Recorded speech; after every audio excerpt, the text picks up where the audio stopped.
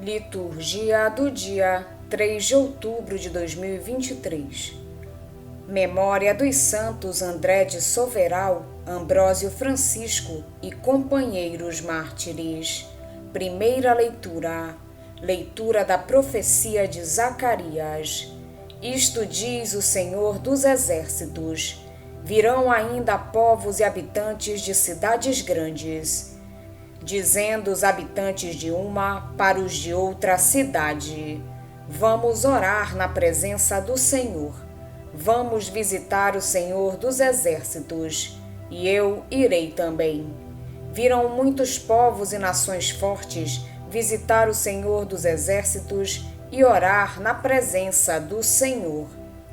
Isto diz o Senhor dos Exércitos: naqueles dias 10 homens de todas as línguas faladas entre as nações vão segurar pelas bordas da roupa um homem de Judá, dizendo: nós iremos convosco, porque ouvimos dizer que Deus está convosco. Palavra do Senhor. Graças a Deus. Salmo responsorial é de número 86. Nós temos ouvido que Deus está conosco. O Senhor ama a cidade que fundou no Monte Santo, ama as portas de Sião mais que as casas de Jacó. Dizem coisas gloriosas da cidade do Senhor. Nós temos ouvido que Deus está convosco. Lembro o Egito e Babilônia entre os meus veneradores, na Filisteia ou em Tiro, ou no país da Etiópia. Este ou aquele ali nasceu. De Sião, porém, se diz: nasceu nela todo homem, Deus é sua segurança. Nós temos ouvido que Deus está convosco. Deus anota no seu livro onde inscreve os povos todos. Foi ali que estes nasceram, e por isso todos juntos a cantar se alegrarão, e dançando exclamarão: estão em ti as nossas fontes. Nós temos ouvido que Deus está convosco. Evangelho de Jesus Cristo, segundo São Lucas. Estava chegando o tempo de Jesus ser levado para o céu. Então ele tomou a firme decisão de partir para Jerusalém e enviou mensageiros à sua frente.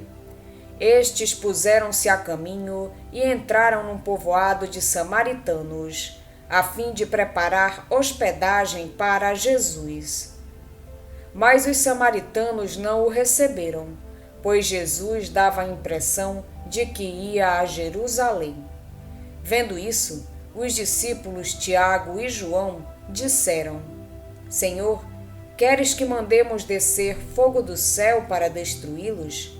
Jesus, porém, voltou-se e repreendeu-os, e partiram para outro povoado. Palavra da salvação. Glória a vós, Senhor. O último oráculo é um verdadeiro evangelho posto na boca dos pagãos. Naqueles dias, 10 homens de todas as línguas das nações tomarão um judeu pela dobra do seu manto e dirão: nós queremos ir convosco, porque soubemos que Deus está convosco. A comunidade dos regressados do exílio era propensa a uma atitude penitencial. Mas essa atitude não podia abafar a alegria da salvação realizada por Deus em favor do seu povo. O jejum é importante, mas é a alegria que deve caracterizar a nova comunidade, que para isso deve amar a verdade e a paz.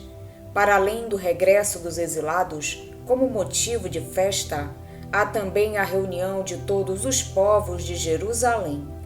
Esses povos hão de reconhecer o Senhor e tornar-se mestres do caminho que a ele conduz. Toda esta esperança que o profeta procura incutir no seu povo baseia-se na confiança no Senhor e na certeza profunda da sua fidelidade. Com respeito ao Evangelho, depois do ministério na Galileia, com todas as suas palavras, a sua mensagem, os seus milagres e o testemunho do seu amor, Jesus caminha decididamente para Jerusalém, para a realização do seu destino. O caminho de Jerusalém levará Jesus até a cruz e a ressurreição. É a sua hora. A hora manifesta a vontade de Jesus de dar a vida. Essa vontade acompanhou toda a vida. Nele, tudo tendia para o momento do dom. Nessa hora, Jesus acolhe todo o sofrimento dos homens e dá a vida para os salvar. A primeira parte do Evangelho de Lucas, Ministério na Galileia, visa a compreensão do reino. A segunda visa a realização do reino. Na primeira parte, o reino é apresentado em parábolas, como um mistério que cresce no escondimento, um crescimento atribulado e fatigante. Agora, revela-se mais claramente como o ministério da morte e da ressurreição de Cristo. Ao falar deste itinerário, Lucas escreve que Jesus se dirigiu resolutamente para Jerusalém. Literalmente, endureceu o rosto. É uma expressão do cântico do servo: tornei o meu rosto duro como pedra. Jesus vê claramente os sofrimentos que vai enfrentar, mas abandona-se completamente à vontade do Pai. Comecemos por dar atenção às belas palavras de Zacarias. Naqueles dias, 10 homens de todas as línguas das nações tomarão um judeu pela dobra do seu manto e dirão: nós queremos ir convosco, porque soubemos que Deus está convosco.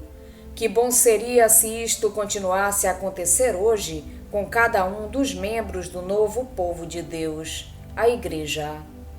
Na Igreja, todos os fiéis deviam ser capazes de fazer sentir que há neles algo de extraordinário, a presença divina, que transforma a vida.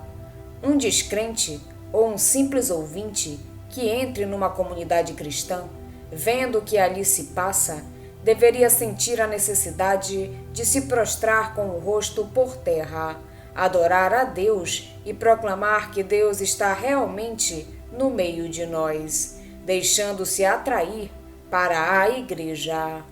O nosso modo de viver a caridade, a alegria, o Senhor, deve atrair a todos para o caminho da salvação. O Evangelho ajuda-nos a compreender a atitude com que havemos de viver e reagir às dificuldades e oposições. Os discípulos indignaram-se com os habitantes de certa aldeia da Samaria, que não acolheram a Jesus e propunham uma punição imediata para eles. Senhor, queres que digamos que desça fogo do céu e os consuma? Parecia-lhes justo punir quem não quisesse receber a Jesus. Provavelmente tinham em mente um episódio da vida de Elias. De fato, muita gente dizia que Jesus era Elias, que tinha regressado à terra. Ora, quando o rei Ocosias enviou um grupo de soldados para prender Elias, o profeta invocou o fogo do céu, que desceu e reduziu a cinzas esses soldados. Os discípulos estavam, provavelmente, convencidos que a sua reação era impulsionada pelo Espírito de Deus. Mas Jesus não pensa do mesmo modo e repreende-os. Ele sabe que sobre os homens que não acolhem a fé pende a ameaça do castigo, mas sabe que há tempo para a conversão e tempo para o castigo. Agora é o tempo da conversão. O tempo do juízo será no fim dos tempos. Agora reina a bondade, a misericórdia, a paciência divina. Agora é o tempo da paciência divina, e nós devemos participar nessa paciência e não exigir o castigo imediato. Sem a paciência divina, de que Jesus nos dá exemplo, não há verdadeira caridade. Temos que aprender a ser mansos e humildes de coração, como Jesus. Assim suscitaremos nos outros o desejo de se juntarem a nós, porque Deus está conosco. Hoje a Igreja faz memória aos santos André de Soveral, Ambrósio Francisco e os 30 companheiros mártires. A evangelização no Rio Grande do Norte, estado do Nordeste do Brasil, começou em 1597. Iniciaram com a catequese dos índios e com a formação das primeiras comunidades cristãs. Tudo isso graças aos missionários jesuítas e padres diocesanos do Reino Católico de Portugal. Nas décadas seguintes, houve desembarques naquelas terras de franceses e holandeses. Vieram para o Brasil com o intuito de expulsar os portugueses dos lugares colonizados. Em 1630, os holandeses conseguiram seu objetivo, estabelecendo-se na região nordeste do Brasil. Eles, de confissão calvinista e acompanhados de seus párocos, provocaram forte conflito na região, a princípio de forma pacífica, devido à restrição da liberdade de culto aos católicos. A partir daquele momento, passaram a ser perseguidos. Mártires durante a missa dominical, prisioneiros junto com o pároco, torturados e mutilados. O padre André de Soveral, pároco de Cunhaú, nasceu por volta de 1572, em São Vicente, na Ilha de Santos. Aos 21 anos, ingressou na Companhia de Jesus. Ao final dos estudos, foi enviado para Olinda, em Pernambuco, especificamente ao Centro Missionário de Catequese dos Índios de toda a vasta região. A partir de 1607, tendo deixado os jesuítas, o encontramos como membro do clero diocesano e pároco de Cunhaú. Na época do martírio, tinha 73 anos. No domingo, 16 de julho de 1645, enquanto celebrava a missa na capela local, apareceu Jacó Rabi. Ele anunciou importantes comunicações das autoridades governamentais. Logo após a consagração, uma legião de soldados holandeses, acompanhados de índios das tribos Tapuias e Potiguari, todos armados, invadiu o local sagrado, trancou suas portas e atacou ferozmente os fiéis indefesos. Padre André de Soveral, obrigado a interromper a celebração, conseguiu entoar as orações dos moribundos com todos os fiéis. Todos eles foram mortos à espada, exceto 5 fiéis portugueses que foram feitos reféns. Os assassinos roubaram roupas e objetos dos cadáveres, depois os destruíram. Os católicos mortos em Cunhaú tinham ao todo mais de 60 anos, mas deles só se sabe o nome do pároco e do leigo Domingo Carvalho. O segundo momento do martírio ocorreu cerca de 3 meses depois, em 3 de outubro de 1645, em Uruaçu, dentro da paróquia Nossa Senhora da Apresentação, liderada pelo padre Ambrósio Francisco Ferro. Tomados pelo terror do que aconteceu em Cunhaú, os católicos de Natal tentaram fugir em segurança em abrigos improvisados, mas em vão. Presos, juntamente com o pároco padre Ambrósio Francisco Ferro, foram transferidos para perto de Uruaçu. Ali, eles esperavam os soldados holandeses e cerca de 200 índios, sob o comando do líder indígena Antônio Paraupaba, que tinha uma verdadeira aversão aos católicos. Os fiéis e seu pároco foram terrivelmente torturados e deixados para morrer em meio a mutilações desumanas. Os cronistas da época ficaram horrorizados ao descrever em detalhes.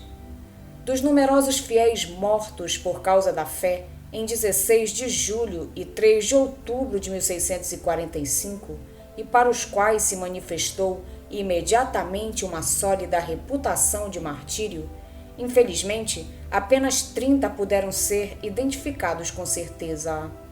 a história do martírio do padre André de Soveral e do padre Ambrósio Francisco Ferro, do leigo Mateus Moreira e dos seus 28 companheiros, beatificados pelo Santo Padre João Paulo II em 5 de março de 2000, foram canonizados pelo Sumo Pontífice Papa Francisco no dia 15 de outubro de 2017.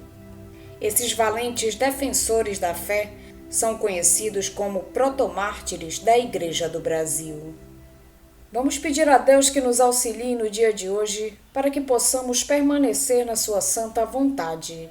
Pedimos também a intercessão da Virgem Maria, de Santo André de Soveral, Ambrósio Francisco e companheiros, e todos os anjos e santos de Deus. Pai nosso que estais nos céus, santificado seja o vosso nome. Venha a nós o vosso reino, seja feita a vossa vontade, assim na terra como no céu. O pão nosso de cada dia nos dai hoje. Perdoai-nos as nossas ofensas, assim como nós perdoamos a quem nos tem ofendido. E não nos deixeis cair em tentação, mas livrai-nos do mal. Amém. Oração. Deus Todo-Poderoso, que destes aos santos André de Soveral, Ambrósio Francisco e companheiros a graça de sofrer pelo Cristo, ajudai também a nossa fraqueza, para que possamos viver firmes em nossa fé, como eles não hesitaram em morrer por vosso amor. Por nosso Senhor Jesus Cristo, vosso Filho, na unidade do Espírito Santo. Amém. Estivemos reunidos em nome do Pai, do Filho e do Espírito Santo. Amém. Tenham todos um abençoado dia. Fiquem na santa paz de Jesus. Se inscrevam no canal, deixem seu like e compartilhem essa mensagem com seus amigos. Um grande abraço e até o próximo vídeo.